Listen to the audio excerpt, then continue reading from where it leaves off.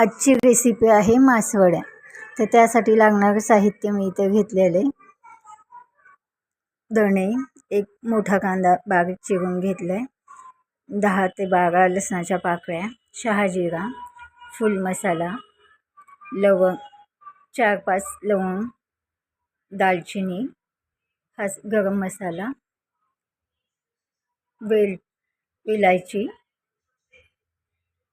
मिरे, खोबरं. ह्यामध्ये आणखीन खसखस ॲड करायची, तर मी ह्यात ठेवलेलं नाही आहे. हा सर्व मसाला मी आधी तेलामध्ये व्यवस्थित अगदी थोड्या तेलामध्ये गरम करून घेणार आहे. त्यानंतर त्याची बारीक पेस्ट करून घ्यायची.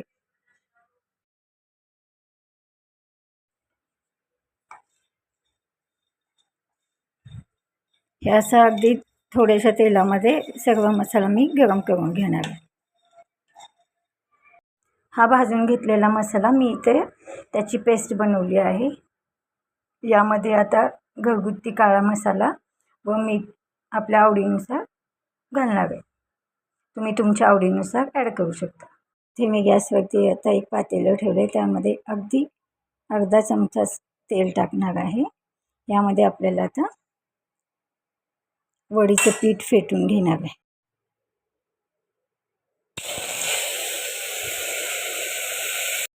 यामध्ये मी आता ॲड करणार आहे 1 चमचा हळद, अद्रक लसूणची पेस्ट व थोडीशी बारीक चिरलेली कोथिंबीर. ह्या पाण्याला थोडीशी उकळी आली, थोडंसं नॉर्मल गरम झालं की यामध्ये बेसन पीठ टाकून फेटून घ्यायचे.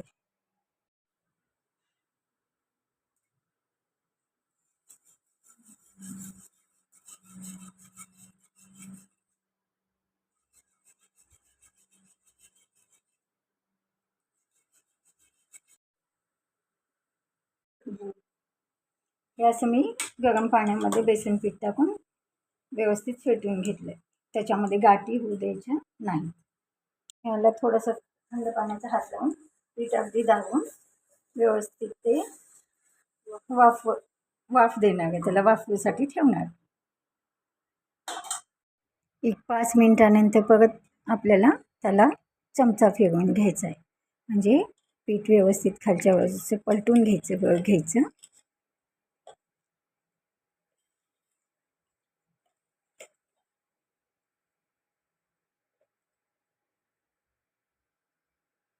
मासवडीच्या रस्स्यासाठी लागणारं साहित्य हे मी इथं घेतलेलं आहे.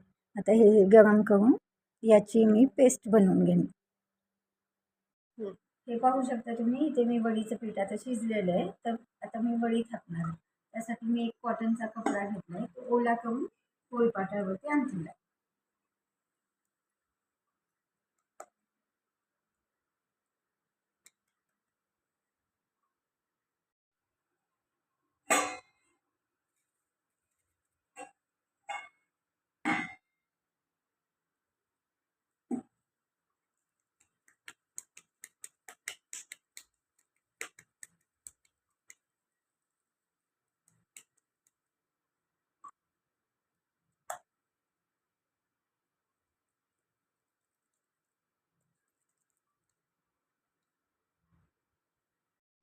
मासवडीसाठी बनवलेला मसाला जो आता वडी थापली आहे त्याच्यावरती आपण पसरणार आहे. तर त्यात मी 1 चमचा काळं तिखट टाकले, 1 चमचा लाल तिखट आणि चवीनुसार मीठ व थोडीशी कोथिंबीर. पोळी थापून घेतली तर यावरती हा मसाला पूर्णपणे पसरून घेणार. इथे तुम्ही पाहू शकता आपली मासवडी तयार आहे. त्या मी 2 शेपमध्ये कट केलेल्या आहेत.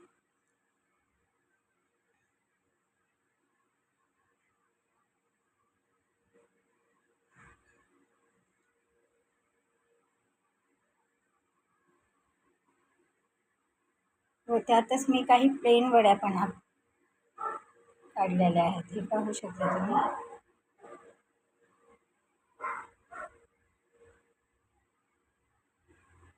ह्या मासवड्यात आपल्या आवडीप्रमाणे तुम्हाला जर आवडत असेल तर तुम्ही त्या पॅनमध्ये परतून घेऊ शकता.